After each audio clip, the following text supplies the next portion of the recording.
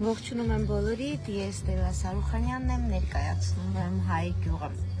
Քանի որ նախորդ ուղիղ եթերից ժամանակ մեկնաբանություններում մի քանի հոգի գրել էին, որ նոր թրենդ է վարելով ուղիղ եթերով խոսելը, ասեմ, որ ես չեմ վարում, ես կողքի նստատեղին եմ նստած եւ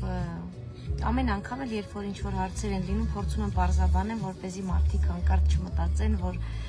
ժամանակ առ ժամանակ օրենքից խոսելիս ես ինքս խախտում եմ օրենքը։ Այսօր ցանկանում եմ ժամանակը ճիշտ օգտագործել, մի տեղից մի տեղ եմ գնում եւ խոսել երեկվա եւ այսօրվա բուրըն լրահոսի մասին, որովհետեւ այս կերպ մենք ականատես ենք լինում մեր լրատվական կայքերի, թերթերի շատ վատ որակին։ Ընդհանրապես նման ուղիղ եթերներ չեմ անում, փորձում եմ բացասականի մասին չխոսել եւ հնարավորինս փոխանցել ձեզ դրական էմոցիաներ, դրական էներգիա եւ կիսվել միայն լավ տպավորություններով, լավ այցելություններով, որպեսզի դուք էլ ունենաք գեղեցիկ օր, լավ տրամադրություն, հատկապես եթե այդ ուղիղ եթերը առավոտյան է։ Եվ բազմիցս է եղել իմ Չնայած ես քաղաքականության մեջ երբևէ չկամ, բայց քաղաքական հայացքներից պատճառով բազմիցս 1000 անգամ, 10,000 անգամ ինձ վիրավորել են եւ վատ բառեր են գրել եւ վատ արտահայտություններ են գրել, լռել եմ եւ իմ ընկերները, իմ արևի թագավորությունը եւ ձեզնից յուրաքանչյուրը կփաստի, որ երբևէ որևէ գրառման չեմ անդրադարձել, որովհետև գիտակցում եմ, որ ցանկացած լուր, ամենաթեժ լուրը նախորդ ուղիղ եթերի ժամանակ էլ ասացի, տևում է 3 օր եւ մարդիկ, ովքեր կատարում են վատ գրառումներ, նրանք իրենց հոգու պարունակությունն են ի ցույց դնում համացանցում եւ կապ չունի նրանք քաղաքական այս թե այն թևից են։ Ես իրավիճակին նայում եմ այսպես, որ կանք մենք եւ ժամանակ առ ժամանակ հեշթեգներով նաև դա եմ նշում, կանք պատերազմից հետո, կյանք պատերազմից հետո եւ կանք պատերազմից հետո մի մեծ 10 միլիոնանոց ընտանիքով։ Հետևաբար բոլորս էլ իրավունք ունենք ունենալ քաղաքական հայացքներ, ասել մեր կարծիքը, արտահայտվել, բայց անել դա կոռեկտության սահմանը չհատելով եւ հիշել, որ քաղաքակրթությունը չի չեղարկվել։ Մեր դաստիարակությունը մենք ի ցույց ենք դնում հենց համացանցի միջոցով, որովհետև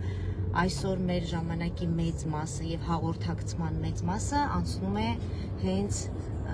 Facebook-ում, Facebook, Instagram, բայց շփումը հիմնականում Facebook-ում։ Եվ ցանկանում եմ ձեզ պատմել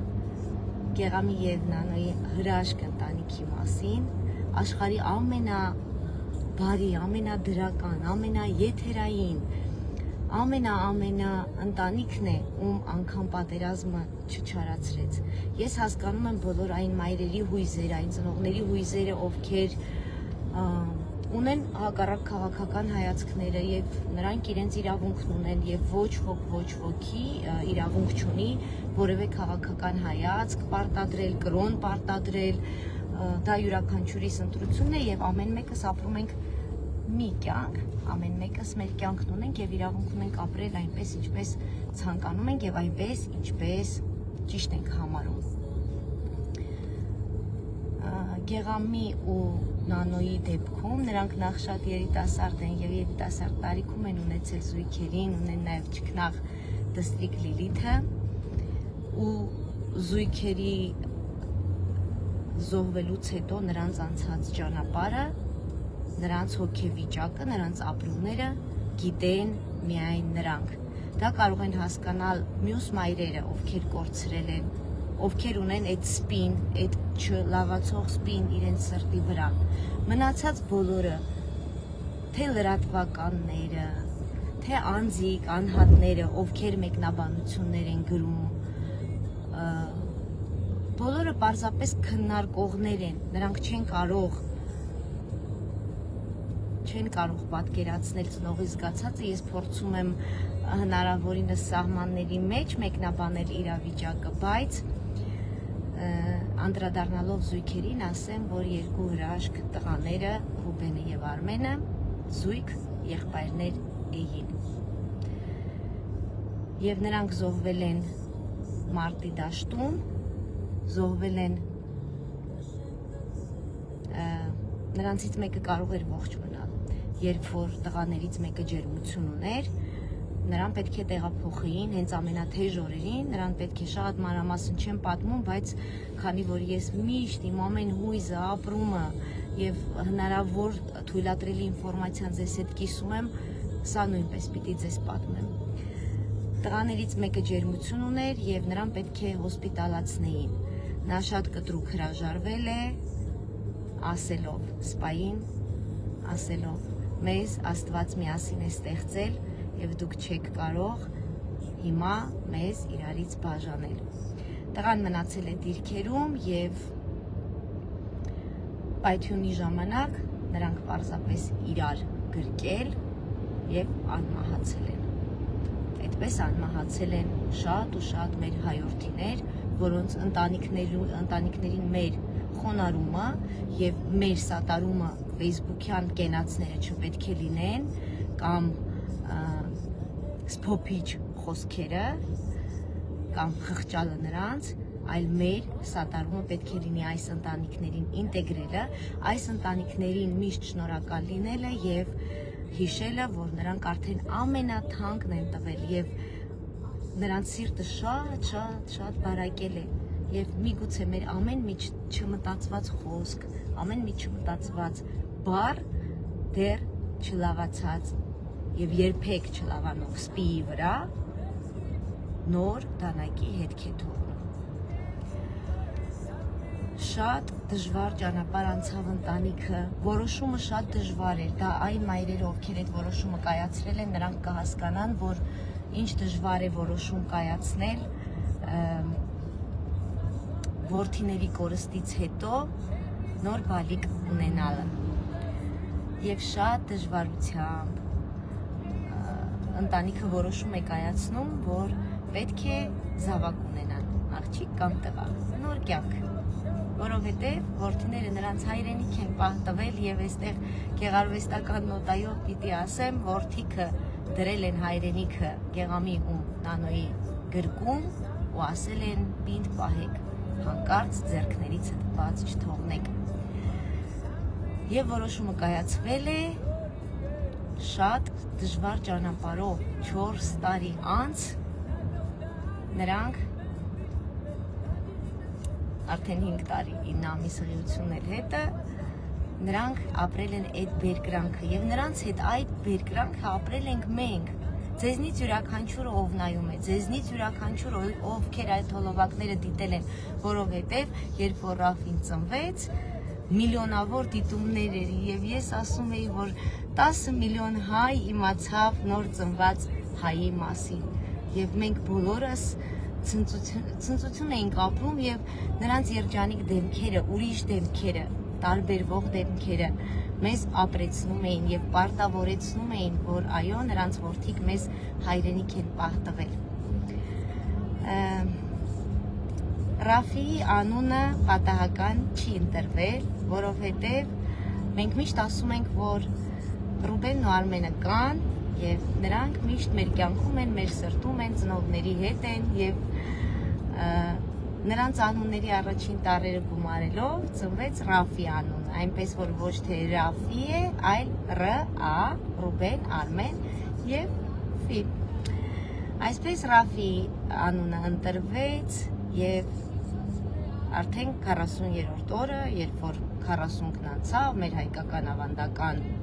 առաքելական օրենքով տեղի ունեցավ Ռաֆիի մկրտությունը եւ քանի որ Լիլիթը նույնպես մկրտված չէր եւ նա ավագ քույրիկն է Ռաֆիի, Լիլիթի եւ Ռաֆիի մկրտությունը։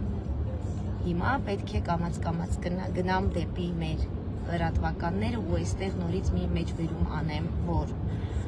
շատ կարևոր է ցանկացած ոլորտում դու կոշկակար ես, կարու ձև ես անում, խմորեղեն ես պատրաստում, քո ոլորտում լինես լավագույնը կամ չլինես։ Մեր լրատվական կայքերը այսօր շրիշակի մակարդակից ցածր, ճղճիմ, փորձում եմ գրական բառեր գտնեմ, բայց խնդրեմ հոմանիշները դուք ինքներդ ավելացրեք իմ այս նախադասությանը, կարող եք լինել ընդդիմադիր, կարող եք քննարկել քաղաքական գործիչների գործելավոճը, հանդիպումները, նիստուկացը, ժեստերը, աշխատելավոճը, բայց ոչ մարդու անձնական կյանքը եւ այն էլ այս տարբերակում, որ յուրաքանչյուր անգամ ընդդիմադիր լրատվական պետք է ողջույնի խոսք գրեր եւ այն ինչերը, որ ես ընթերցում եմ, ես ցավում եմ թե հոդվածը շարադրող մարդկանց համար, թե հոդվածը հրապարակող կայքերի տերերի համար, որովհետև ես համարում եմ, որ նրանք շատ դժբախտ են։ Եթե մարդ ունենա անձնական երջանկություն, երջանիկ լինի իր ընտանիքում, իր երեխաների հետ, իր ամուսնու կամ կնոջ հետ, նա այդպիսի մաղձ, ինչքան էլ ունենա վառ սատանայական երևակայություն, հնարավոր չի նման շարադրանք, նման հորինվածքներ եւ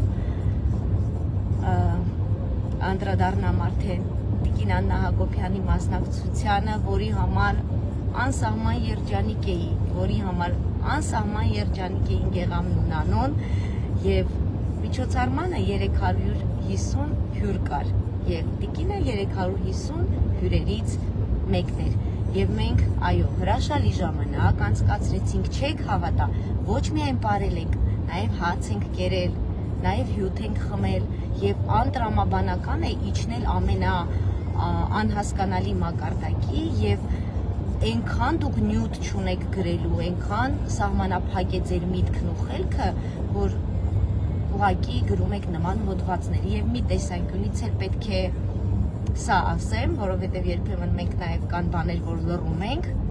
սիրելի ընկերներ, սիրելի իմ արևի թագավորություն, սիրելի իմ 10 միլիոնանոց ընտանիք, մեղավոր ենք նաեւ մենք։ Այսօր մեղավոր եմ ես, որ անդրադառնում եմ, որովհետև դա ստացվում է, որ նրանց ուշադրություն եմ դարձրել, բայց ես թերթերի անունները չեմ ասում, վերացական եմ խոսում եւ ես ինձնից եմ սկսում էլի այդ մեղքի զգացումը, որ ունեմ, բայց պետք է խոսեի այսօր։ Եվ մեղավոր եք դուք բոլորդ, մեզնից յուրաքանչյուրը, ովքեր ընթերցում են այս լուրերը եւ քննարկում են, կապ չունի դրական թե բացասական։ Հետևաբար ամեն դեպքում այս ոլորտը դեռ շատ ճանապարհ ունի անցնելու։ Ես կարծում եմ, որ գեղեցիկ ծրագրեր կան, կուրսեր կան, դասընթացներ կան լրագրողների համար, լրագրողը ինչպիսին պիտի լինի, նա պիտի լինի գեղեցիկ, ներկայանալի, ժպիտով, անգամ ամենավատ լուրը հաղորդելիս նա պետք է իր հոգու պարունակությունը ի ցույց չդնի, այլ պրոֆեսիոնալ գրագրությամբ ներկայանա, լրագրողական էթիկան պահպանելով։ Հետևաբար, եթե ավելի մանրամասնեմ, այո, Տիկին Աննա Հակոբյանը եկել էր եկեղեցի առաջին հերթին եւ մասնակցել էր մկրտության արարողությանը, որից հետո մենք միասին գնացել էինք արդեն արարողության շարունակությունը տոնելու եւ բնականաբար մենք չէինք սգալու այնտեղ, մենք ուրախանալու էինք ընտանիքի հետ եւ կիսելու էինք նրանց ուրախությունը։ Գնացինք նաեւ տուն եւ որդիների հիշատակը հարգեցինք, որից հետո անդրադառնամ արդեն Նանե Արզումանյանին, ով առաջին հերթին գեղեցկուհի լրագրող է, հրաշք մարդ է, լավ աղջիկ է, բայց նա հերոսի քույր է։ Եվ Լիլիթը, ով Գեղամի աղջիկն է, ընդամենը խոսքի մեջ ասել էր, որ շատ է ցանկանում, որ Նանեն գա իրենց միջոցառմանը, իրենց կնունքին, որ ինքը Նանեին շատ է սիրում եւ Նանեն նույնպես շատ ծանրաբեռնված էր եւ եթե մարդը իրեն նեղություն չտա, չի կարող դիմացինին լավություն անել։ Անկամ մենք չգիտեինք, որ գալու է եւ տիկնոջ գալն էր անակնկալ եւ Նանեի գալն էր անակնկալ եւ նա զանգահարեց ու ասեց գալիս եմ եւ եկավ ու ասաց եկել եմ Լիլիթի համար։ Ես ինչու եմ այսքան մանրամասն ձեզ պատմում, որ դուք պատկերացնեք ամեն մի հույզը, ապրեք ամեն մի հույզը եւ իմ պատմելու ընթացքում ես վստահ եմ դուք ժպտում եք, բարին եք կամենում, բարին եք մաղթում եւ ցանկանում եմ, որ երբեք որևէ մեկի ընտանիքում նման աղետ չլինի, որովհետեւ սա աղետ է եւ բոլորդ լինեք ողջ ու առողջ։ Որևէ մեկը չզգա այն ցավը, ինչ զգացել են այս մամաները, այս պապաները, այս ընտանիքները։ Իսկ երկեցին բնականաբար միջոցառմանը Արա եւ Ալիկ եղբայրները, սա նույնպես իր խորհուրդն ուներ, նրանց նույնպես շնորհակալություն, շատ հրաշալի երեկո ունեցանք նաեւ նրանց շնորհիվ, Նանեինք երկարենը երկեց նույնպես շնորհակալություն, բայց Արա եւ Ալիկ եղբայրները երկել էին, նրանք էլ էին զույգ։ Տեսեք ինչքան խորհուրդ կա մի միջոցառման մեջ, որտեղից գտել են միայն մեկ նախադասություն, որ մենք ապրել ենք։ Արա եւ Ալիկ եղբայրները զույգեր են եւ մեր հերոսները Ռուբենը եւ Արմենը նույնպես զույգ են եւ Գեղամը ցանկացել էր, որ իր որդիներին նվիրված երգը պիտի երգեն Արան ու Ալիկը եւ նրանք չէին մերժել։ Հյուրերի շարքում էր նաեւ Հայկ Սարգսյանը եւ էլի նրա ներկայությունը նույնպես խորհուրդ ուներ, որովհետև նաև նա իրին զույգ են եւ երեխաներից հետո բազմիցս Գեղամը տարբեր հարցերով, տարբեր խնդիրներով դիմել է տղաներին, մեր ընկերներին եւ նրանք միշտ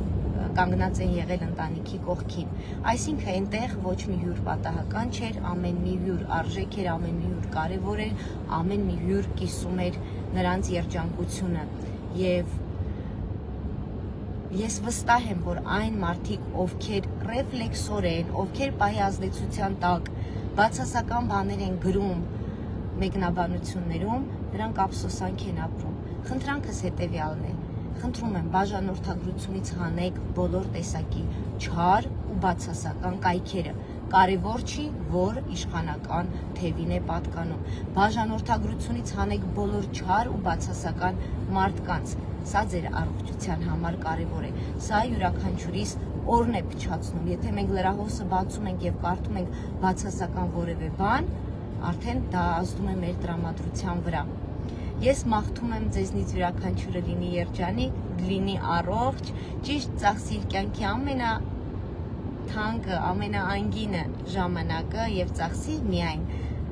դրական գրառումներ կատարելու վրա, ծախսի դրական լուրեր ընթերցելու վրա, ծախսի գիրք ընթերցելու վրա եւ ֆիլմ դիտելու վրա։ Եվ ինչքան էլ մենք բոյկոտենք կրթվելը նորաձև է շարժումը,